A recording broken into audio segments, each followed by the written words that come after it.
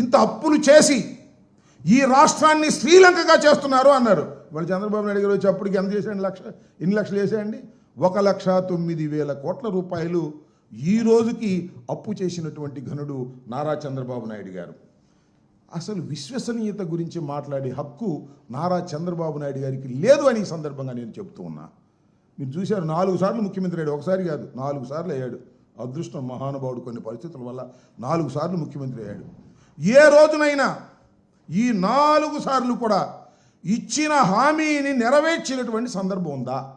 ఒక్కరోజు కూడా ఏదైతే మేనిఫెస్టోలో పెట్టాడో ఆ మేనిఫెస్టోలో పెట్టినటువంటి అంశాలను పూర్తిగా కానీ సగం కానీ పావు వంతు కానీ ఆచరించినటువంటి విశ్వాసఘాతకుడు నారా చంద్రబాబు నాయుడు గారు. ఇవాళ ఆయన ఇవన్నీ చెప్తా ఉన్నాడు. కక్ష సాధింపులు అసలు నా లక్ష్యమే కదండి. జగన్పై చర్య తీసుకోవడానికి సికి ఒప్పందం లడ్డూలాగా దొరికిందంట. లడ్డూలాగా దొరికితే అసలు తినకుండా ఉంటావు నువ్వు.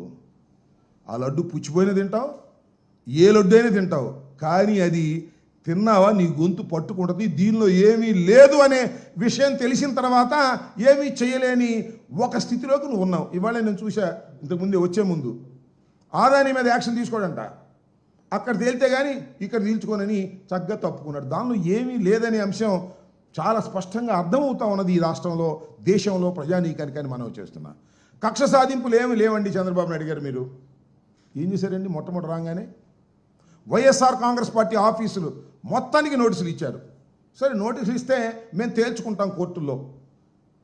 సాక్షాత్తు మంగళగిరిలో గుంటూరు జిల్లాకు సంబంధించినటువంటి ఆఫీసుని కన్స్ట్రక్షన్ ఆల్మోస్ట్ ఆల్ కంప్లీట్ అయిపోతుంటే అతి దారుణంగా శుక్రవారం రోజు వెళ్ళి శుక్రవారం నైట్ వెళ్ళి దారుణంగా కూల్చేశారు. కోర్టు కూడా వెళ్ళడానికి వీలు లేకోకుండా కూల్చేసి, నేను కక్ష సాధింపులు నాకు అలవాటు లేదు, కక్ష సాధింపులు తీసుకునేటువంటి చర్యలు నేను పట్టను అని మీరంటే నమ్మాలా అని అంటా ఉన్నా. అంతేకాదు, కనీ విని ఎరుగని రీతిలో అంబేద్కర్ గారి విగ్రహాన్ని వైఎస్ఆర్ కాంగ్రెస్ పార్టీ అధికారంలో ఉన్నప్పుడు విజయవాడ నడిబొడ్డులో సుమారుగా 250 కోట్ల రూపాయలు వెచ్చించి అద్భుతమైనటువంటి ఒక అంబేద్కర్ విగ్రహాన్ని అక్కడ ఆవిష్కరించడం జరిగింది. ఆవిష్కరించింది వైఎస్ఆర్ కాంగ్రెస్ పార్టీ. జగన్మోహన్ రెడ్డి గారు ఆవిష్కర్త జగన్మోహన్ రెడ్డి అని పేరు వేసుకున్నారండి. ముఖ్యమంత్రిగా ఉన్నప్పుడు లైట్లన్నీ ఆర్పేసి రాత్రిపూట వెళ్ళి ఆ పేరుని కొట్టేసి అక్కడ విధ్వంసం చేసినటువంటి మీరు మేము కక్ష సాధింపులు చేయవండి అంటే నమ్మడానికి ఎవరున్నారంటున్నా.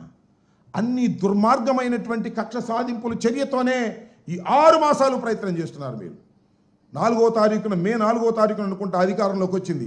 ఆ రోజు నుంచి ఈ రోజు వరకు కక్ష సాధింపులు తప్ప అభివృద్ధి లేదు, సంక్షేమము లేదు. టోటల్గా కక్ష సాధింపులే.